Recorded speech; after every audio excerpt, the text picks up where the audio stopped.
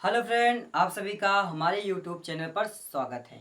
आज हम पढ़ाने वाले हैं क्लास 10 विज्ञान कार्बन तथा इसके यौगिक। इस चैप्टर से हमारा आज का टॉपिक है साबुन की सफाई प्रक्रिया। साबुन की सफाई प्रक्रिया के बारे में अध्ययन करेंगे। साबुन की सफाई प्रक्रिया किस प्रकार से होती है और किस प्रकार से नहीं होती है, ये सारे के सारे प्रोसेस को इस वीडियो में ख़त्म करेंगे। बहुत ही आसान है। यही सारा का सारा टॉपिक जो यहाँ पे आप अध्ययन कर रहे हो, यही चीज़ आपके 12 में मिलने वाला है, जो बोर्ड एग्जाम में 100% पूछे जाते हैं। 100% आपको बोर्ड एग्जाम में क्लास 12 में मिलने देखने को मिलेगा। क्या साबुन का सूत्र पता होना चाहिए, उसके बाद साबुन को कितने भागों में बांटा गया है ये पता होना चाहिए, बस पूरी कहानी खत्म। दो चीज, साबुन का सूत्र और साबुन को कितने भागों में बांटा गया है वो चीज, बाकी डेट सॉल्व पूरा खत्म। बाकी कुछ नहीं समझना है, कुछ भी नहीं याद करना है, बस थोड़ा सा आपको याद रखना है, बस बाकी कुछ नहीं। सिर्फ 2 पॉइंट या 3 पॉइंट, मात्र केवल 3 पॉइंट आपको याद रखना है और साबुन की सफाई प्रक्रिया, साबुन का सूत्र, साबुन का सारा सब कुछ समझ में आ जाएगा, कुछ भी नहीं बचेगा। ठीक है, तो साबुन जब आप घर में क्या करते हैं, साबुन को क्या करते हैं, एक बाल्टी या टब में साबुन को घोलते हैं कपड़ा धुलने के। जब संडे होता है, कोई संडे को किसी न दिन, जिसके पास जिस दिन टाइम रहता है, छुट्टी रहता है या किसी दिन अवकाश कर लेता है, तो वह उस दिन क्या करता है, अपना कपड़ा धुलता है। तो कपड़ा धुलने से पहले क्या करते हो, बाल्टी हुआ या टब हुआ, उसमें क्या करते हैं, साबुन को घोलते हैं। जब आप साबुन को घोलते हो तो कैसे घोलते हैं, एक लेते हैं क्या, इस प्रकार से हम ले लेते हैं टब। टब ले लिया, इसमें क्या किया, साबुन को घोलने चल रहे हैं। जब साबुन को आप घोलते हो, इसमें क्या भर दे, पानी, जल। जल भर दिया गया। अब आगे मान लो यहाँ पे जल भरा है, ज्यादा पूरा नहीं भरना क्योंकि हमें इसमें साबुन की संरचना बनानी है, क्योंकि जल में हम साबुन घोलेंगे तो जल में साबुन की संरचना किस प्रकार से बनेगी, किस प्रकार से देखने को मिलता है वो चीज। ठीक है, अगर हम पूरा का पूरा बना देंगे तो क्या होगा, उसमें समझ में नहीं आएगा क्या चीज बनाया गया है। ठीक है, तो यहाँ तक क्या भर गया, जल भर दिए। जल भरने के बाद साबुन इसमें डालते हैं। जब आप बाल्टी टब में जल को भरते हैं तो इसमें साबुन डालते हैं, चलो साबुन डालते हैं। साबुन जब डालते हैं तो इसे घोलते हैं। घोलते हैं तो साबुन का सूत्र क्या होता है, मेन चीज आपको पता होना चाहिए, सूत्र। साबुन का सूत्र C17H35COO, जो कि ये पूंछ का कार्य करता है और ये सिर का, ये किसका, पूंछ।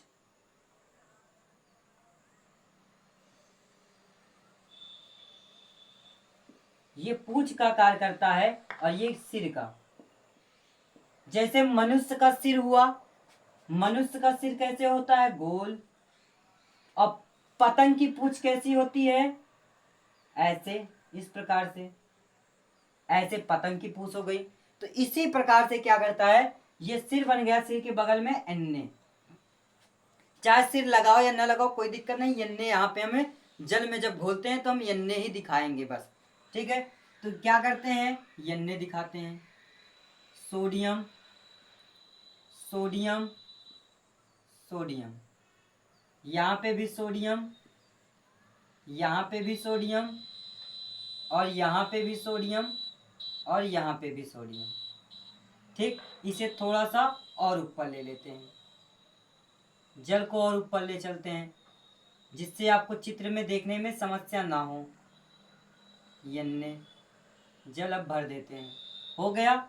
अब क्या करेगा, सब ये क्या हो गए, सिर हो गए। जो सोडियम है ये इसका सिर मान लेते हैं, मान लेते हैं क्या है, सिर है। ये ओ नहीं है, ये सिर है भैया, ये क्या है, सिर है, मनुष्य का सिर। इसीलिए तो सिर नाम दिया गया, मनुष्य का सिर ही नहीं है कि सिर है, उसे नाम दिया गया सिर या हेड, और इसे पूछ या टेल। ठीक, समझ में आ गया।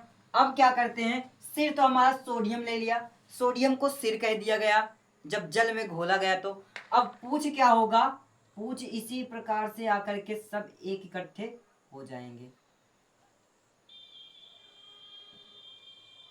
पूछ सही नहीं बन रहे हैं, पूछ को अच्छे से बनाते हैं। पूछ को आप इस प्रकार से भी बना सकते हो,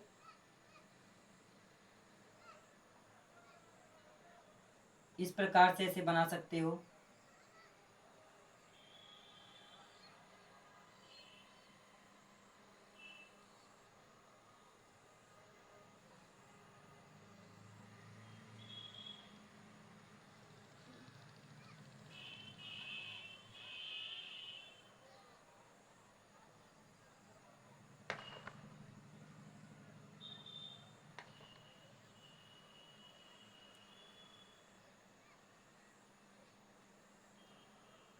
ये साबुन की संरचना जल में घोल दिया गया, बन गया है।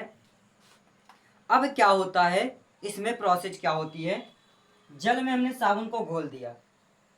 अब क्या करें, इसमें कपड़े को डालेंगे। कपड़े को डालते हैं, चलो कपड़े को भी डाल देते हैं। एक दूसरा चित्र बनाते हैं, वहां पे भी क्या किया, साबुन को घोले तो साबुन इस प्रकार से घुलेगा और क्या होता है, साबुन में फेने निकलते हैं, बैलून से गुब्बारे निकलते हैं, किस प्रकार से, गोल गोल निकलते हैं ऐसे, गोल गोल। तो इसके ऊपर क्या होंगे, सब सिर, यन्ने यन्ने सब क्या होंगे, जल के साथ ये क्रिया करेंगे, जल के साथ ये संपर्क बना करके रहते हैं। और बैलून्स के अंदर जो होगा, उसके अंदर कौन रहेगा, सारे के सारे पूछ रहेंगे, सारे के सारे क्या होंगे, पूछ रहेंगे। पूछ क्या करता है, पूछ जो होते हैं, पूछ पूछ जो है वो जल विरोधी है, जल विरोधी का कार्य करता है। पूछ जो है वो जल विरोधी का कार्य करता है। और जो सिर है, जो सिर है वो जल स्नेही का कार्य करता है। जो पूछ है वो जल विरोधी का कार्य करता है और जो सिर है वो जल स्नेही का कार्य करता है। जो यन्ने लगा है वो क्या है, सिर है, जल स्नेही का कार्य करेगा। जब गुब्बारा होता है, जब फेना निकलता है तो क्या होता है, जल के संपर्क में रहता है कि नहीं रहता, रहता है, आपने देखा होगा। और उसके बीच में क्या निकलता है, फेने बैलून्स के रूप में गुब्बारे निकलते हैं। तो क्या होता है, जो पूछ होते हैं वो गुब्बारा बना लेता है, वो बगल साइड साइड से सिर को लगा देता है और बीच में उसी पूछ क्या होता है, बीच में प्रवेश कर जाता है, प्रवेश कर लेता है। तो ये हमारा प्रक्रिया हो गई।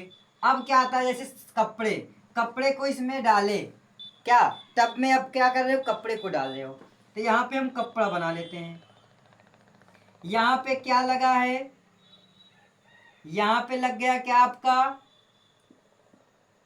तेल या ग्रीस, तेल या ग्रीस लगा है।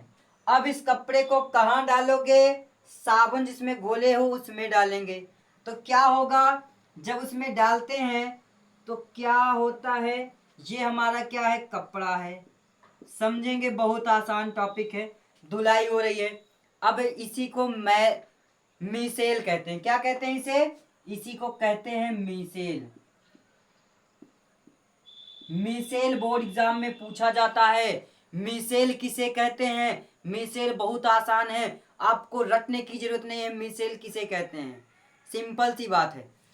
क्या मीसेल किसे कहते हैं, जब साबुन को किसे, जब साबुन को, जब साबुन को जल में घोला जाता है, किसे, जब किसे, किसे घोलेंगे, साबुन को, किसमें, जल में घोला जाता है। तो घोला जाता है तो क्या देखने को मिलता है, पूछ जल विरोधी का कार्य करता है तथा सिर जल स्नेही का कार्य करता है।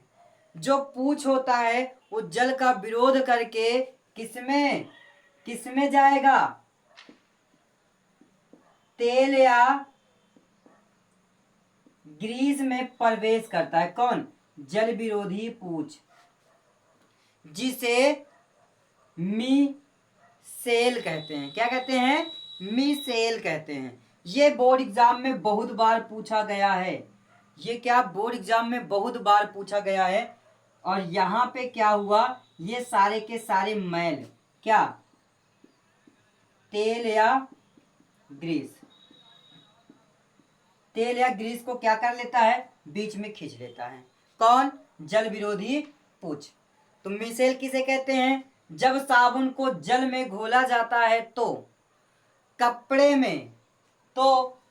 में लगे तेल या ग्रीस को पूछ जो जल विरोधी का कार्य करता है, वह तेल या ग्रीस में प्रवेश करके उसे अपने अंदर खींच लाता है या इस प्रकार से, जैसे बीच में आ गया तेल या ग्रीस, खींच लाता है। इस पूरी प्रक्रिया को ही मिसेल कहते हैं।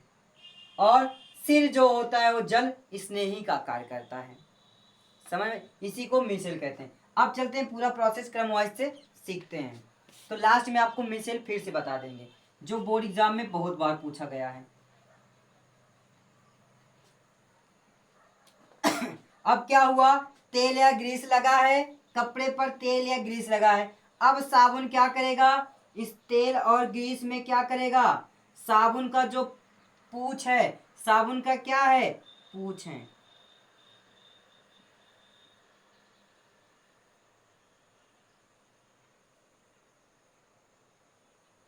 इसमें क्या करेंगे सारे पूंछ, इसके साथ मैल में क्या करेगा, प्रवेश करेगा। मैल में जब प्रवेश करेगा तेल या ग्रीस में, किसमें, तेल या ग्रीस में जब प्रवेश करता है तो मैल या तेल या ग्रीस को अपने अंदर खींचकर निकाल लेता है। तो क्या हो जाता है, इस प्रकार से चित्र बन जाएगा। फिर ये कपड़ा है, ये क्या है, कपड़ा है। अब क्या होगा, सारे के सारे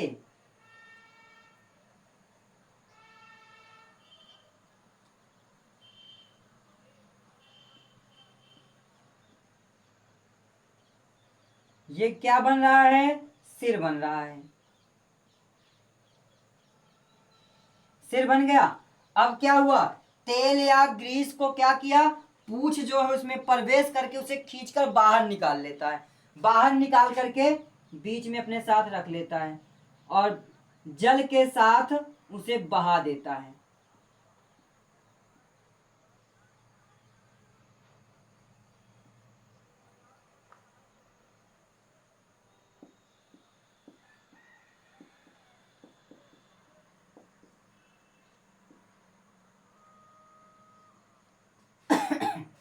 तो इस प्रक्रिया के द्वारा क्या होता है, कपड़ा साफ हो जाता है, कपड़े की धुलाई हो जाती है। पूरा प्रोसेस समझ लीजिए, बहुत ही आसान है। पहला पॉइंट क्या, साबुन का सूत्र पता होना चाहिए। साबुन का सूत्र C17H35COONA होता है।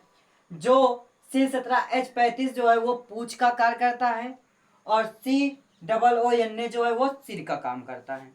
ठीक है, पूंछ जो है वो जल विरोधी का कार्य करता है। जो पूंछ होता है वो जल विरोधी का कार्य करता है और जो सिर है वो जल स्नेही का कार्य करता है। ठीक, इस दोनों पॉइंट को इसके पहले वाले वीडियो में अध्ययन कर चुके हैं, लिंक में दिया गया है, आप जाकर के देख सकते हैं। तो क्या है, जो जल का विरोध करता है उसे पूंछ कहते हैं। पूंछ को जल विरोधी को पूंछ द्वारा प्रदर्शित करते हैं। जल विरोधी को पूंछ द्वारा प्रदर्शित करते हैं, जो जल से दूर भागता है परंतु तेल या ग्रीस के अंदर प्रवेश करता है। तेल या ग्रीस के अंदर प्रवेश करता है, जिसे जल विरोधी कहते हैं। और जल स्नेही किसे कहते हैं, जो जल स्नेही किसे कहते हैं, जल स्नेही को सिर द्वारा प्रदर्शित करते हैं। जल स्नेही को सिर द्वारा प्रदर्शित करते हैं, जो जल के साथ संपर्क बना करके रहता है। अब क्या है, जल में क्या किया, साबुन को घोला तो इस प्रकार से संरचना बनाया और बीच में क्या आ गया, पूंछ आ गया, जो जल का विरोध करके उसमें गुब्बारा फुला लेगा और उसी के बीच में सारे के सारे पूंछ प्रवेश कर लेंगे। अब जब उसे कपड़े पर डाला जाता है, कपड़े पे क्या लगा है, तेल या ग्रीस लग गया है, कपड़े पे उसे धुलना है, तो सारे के सारे जो साबुन का घोल बनाया गया है उसमें से सारे के सारे जो पूछ होंगे तेल या ग्रीस में प्रवेश करेंगे। प्रवेश करके धीरे धीरे सारे के सारे क्या करेंगे, प्रवेश करके धीरे धीरे क्या करेंगे, ग्रीस को बाहर निकालेंगे। बाहर निकाल करके जब ग्रीस सिर और पूंछ के बीच में आ जाता है तो इस प्रोसेस को क्या कहते हैं, मिसेल। इस प्रोसेस को क्या कहेंगे, मिसेल कहते हैं।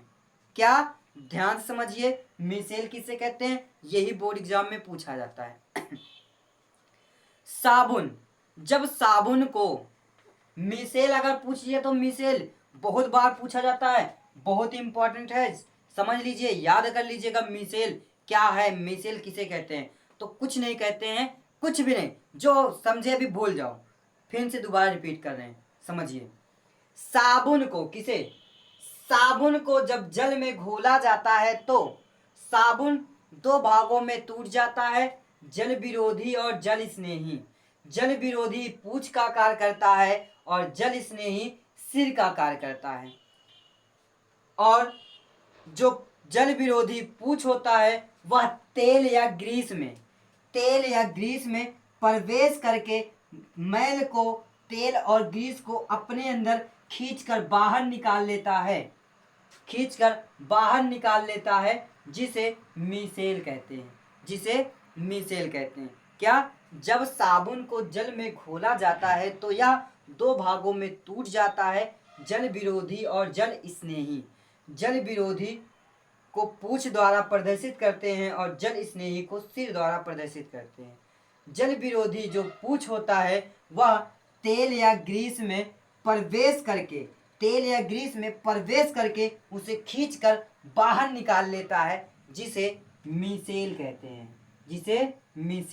हैं। यदि आपको भैया वीडियो पसंद आई हो, समझ में आया हो, तो जल्दी से हमारे चैनल को सब्सक्राइब करें, लाइक करें और बेल आइकन को दबाना ना भूलें। आपके सपोर्ट के बिना हम कुछ नहीं कर सकते, क्योंकि आपके एक लाइक और एक सब्सक्राइब हमारे लिए बहुत ही ज़्यादा इम्पोर्टेंट है। क्योंकि इसी एक लाइक और एक सब्सक्राइब और एक कमेंट की वजह के लिए ही तो हम इतनी मेहनत कर रहे हैं। यदि हम इतना मेहनत कर रहे हैं और आपको समझ में आ रहा है तो आप बिना लाइक किए, बिना सब्सक्राइब किए चले जाते हैं तो कितना दुख होगा। और वीडियो में अंत तक बने रहने के लिए आप सभी लोगों को धन्यवाद।